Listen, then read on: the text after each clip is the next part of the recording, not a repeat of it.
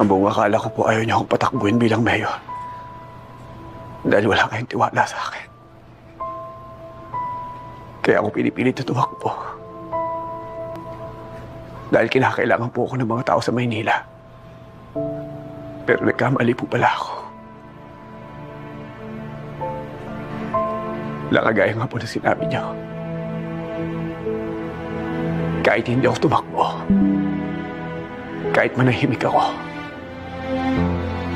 hindi titigil ang mga gerero. Isa lang ang paraan. Kinakailangan natin lumaban at ipaglaban ang karapatan natin. Kung gusto natin may mangyari, ako.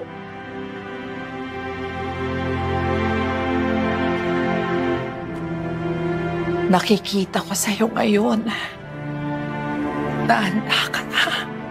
Tama ka. Kung hindi tayo titindig at lalaban sa mga girero, sino pa ang maglalakas loob?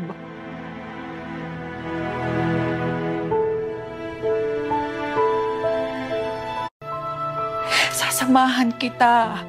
Nasa likod mo ako. Magsasama-sama tayo laban sa mga girero. Panahon na para pagbayaran nila lahat ng kasamaan at kawalang hiyaang. Pinapakaran nilang lahat ng ginawa niyo.